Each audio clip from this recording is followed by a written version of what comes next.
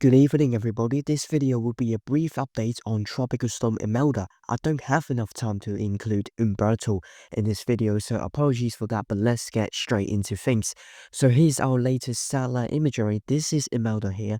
Now, a much more organized system comparing to a couple days ago. It has a compact inner core with lots of deep convection surrounding it. That convection is still affecting the northern Bahamas, particularly areas like the Grand Bahama, which are still experiencing heavy rainfall and tropical storm force winds. The system does look slightly elongated, with most of the stronger convection concentrated on the western side. We are expecting it to continue to improve itself over the next few days because the National Hurricane Center is now expecting it to reach hurricane status pretty soon, perhaps over the next 24 hours. So here's the latest radar imagery. Parts of South Carolina and North Carolina are getting rain showers from Imelda. I think look at all these colors that represents rain shower associated with Imelda, and we could see some urban flash flooding occurring around the coastal areas of the Carolinas on Tuesday, which is frankly tomorrow. Currently, Imelda is a mid-range tropical storm with winds of 60 miles per hour and a minimum pressure of 988 millibars. It's located at 26.9 degrees north, 77.1 degrees west, still very close to the northern Bahamas. As you can see, it's still really adjacent to the city of Freeport.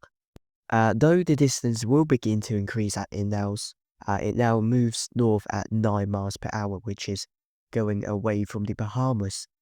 A tropical storm warning is still in effect across northern Bahamas. The tropical storm conditions are expected to remain there throughout today. Please stay cautious if you're in that Bahamas region because we could still see some strong winds occurring in that area.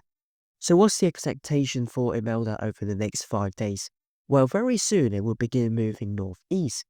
That's mainly due to it will be attracted by Hurricane Humberto, which will have some Fujiwara effect occurring between the two systems, and usually the stronger hurricane attracts the weaker hurricane to follow its path. In this case, Humberto is stronger than Imelda, which is why Imelda will follow Humberto and move towards the northeast.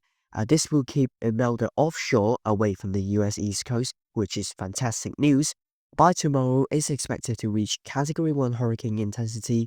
Between Wednesday and Thursday, it could make a very close approach to Bermuda. I'm not ruling out the chance of a direct hit, which is a landfall in the island. At the same time, it could also reach peak intensity whilst striking Bermuda, perhaps peaking as a Category 2 hurricane with winds of up to 100 miles per hour according to the latest NHC estimate. Bermuda should be on high alert because Humberto is already on its way with potential tropical storm condition impacting Bermuda, and right after that, Imelda could pass dangerously close as a Category 2 hurricane, and we will keep you updated on its progress. So now let's look at the GFS model run. Imelda still expected to make a sharp turn towards the northeast, following behind Humberto.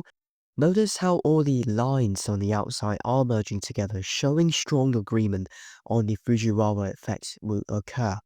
Humberto may bring tropical storm condition to Bermuda, and then after that it will be Imelda moving quickly, could bring tropical storm or even hurricane condition there by late Wednesday according to this latest GFS forecast.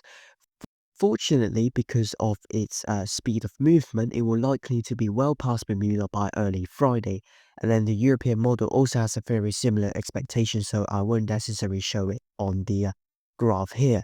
So model divergence has decreased significantly, with all members now showing a northeastward track starting within 24 hours. Between 60 and 72 hours, Imelda will be very close to Bermuda, with some models even showing a landfall in that area. After that, it's expected to continue northeast and eventually transition into a post-tropical system. Google AI model also shows a similar trend, passing just to the north of Bermuda. Look at how close the best track is to the island.